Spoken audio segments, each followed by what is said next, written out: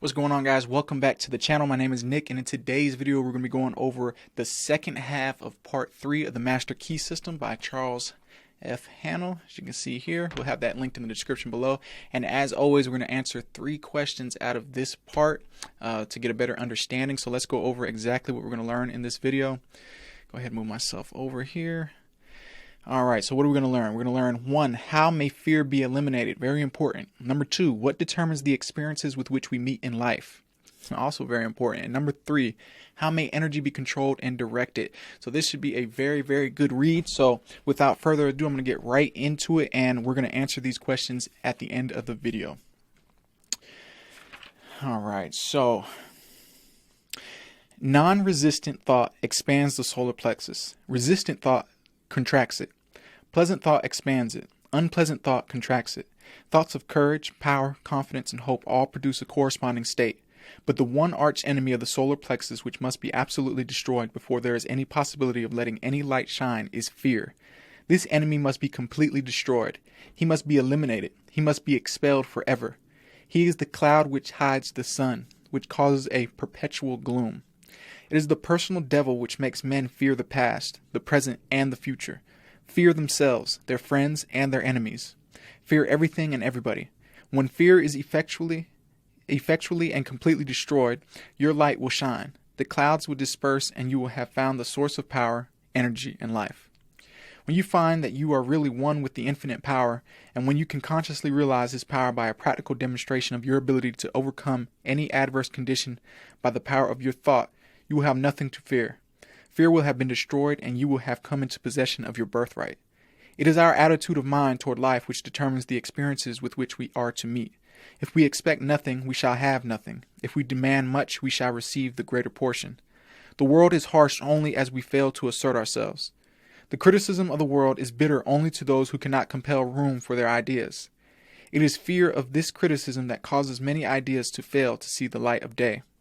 But the man who knows that he has a solar plexus will not fear criticism or anything else. He will be too busy radiating courage, confidence, and power. He will anticipate success by his mental attitude. He will pound barriers to pieces and leap over the chasm of doubt and hesitation which fear places in his path. A knowledge of our ability to consciously radiate health, strength, and harmony will bring us into a realization that there is nothing to fear because we are in touch with the infinite strength. This knowledge can be gained only by making practical application of this information. We learn by doing. Very important. We learn by doing. Through practice, the athlete comes powerful. As the following statement is of considerable importance, I will put it in several ways so that you cannot fail to get the full significance of it. If you are religiously inclined, I would say you can let your light shine. If your mind has a bias toward physical science, I would say you can wake the solar plexus. Or, if you prefer the strictly scientific interpretation, I will say that you can impress your subconscious mind. I have already told you what the result of this impression will be. It is the method in which you are now interested. You have already learned that the subconscious is intelligent and that it is creative and responsive to the will of the conscious mind. What then is the most natural way of making the desired impression? Mentally concentrate on the object of your desire. When you are concentrating, you are impressing the subconscious.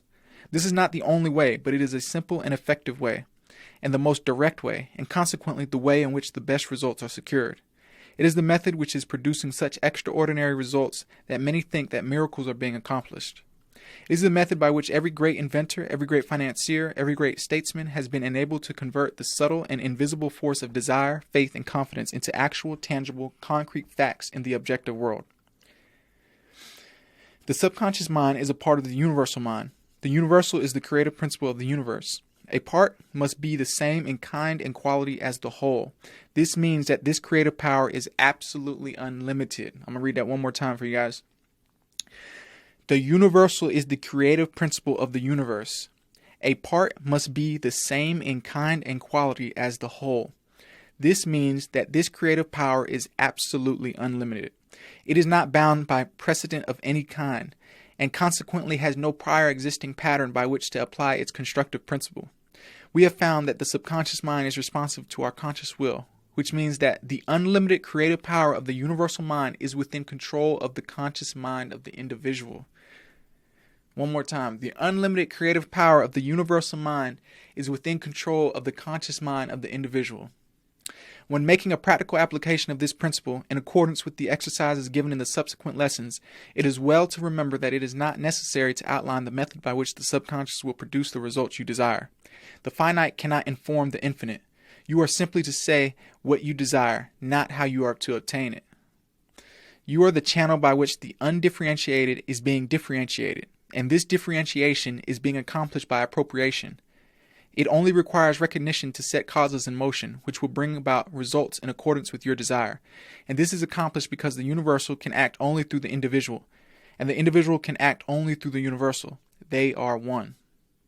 One more time. That was really good too. So the universal can act only through the individual, and the individual can act only through the universal. They are one.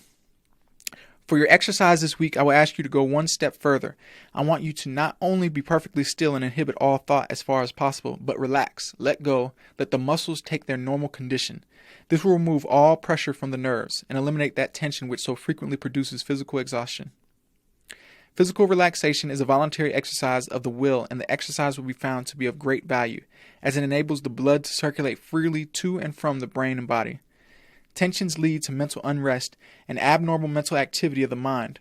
It produces worry, care, fear, and anxiety. Relaxation is therefore an absolute necessity in order to allow the mental faculties to exercise the greatest freedom.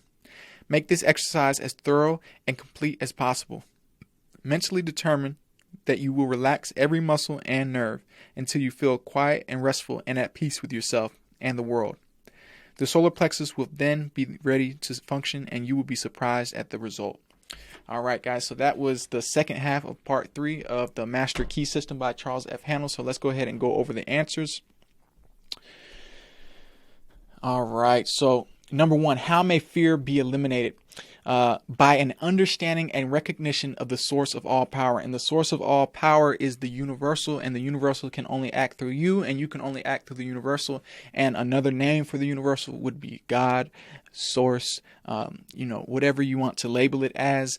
I am. That is the source of all power, and you are directly connected. We are all one.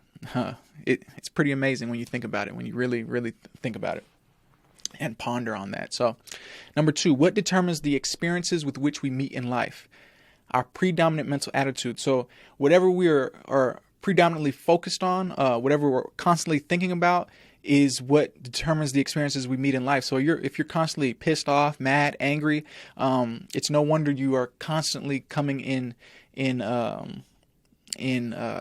what are the words I'm looking for? You're coming in contact with things that resonate with that. You're coming in contact with angry situations and things like that. If you're always happy, joyful, always looking forward to the best of life, then usually you are getting that. Usually you will find what you're looking for. So our predominant mental attitude is what determines what we ultimately experience in our life. So be sure, like I was saying in a couple of other videos, health, wealth, success. That should be your predominant mental attitude when in doubt. You know what I'm saying? Whenever you catch yourself maybe, having bad thoughts, or you're going down a train of thoughts that you don't want to go down, just health, wealth, success. That's all you have to, health, wealth, success. Say it out loud, say it in your mind, write it down, whatever you got to do. And that will turn that thought around, and that will now be your predominant attitude.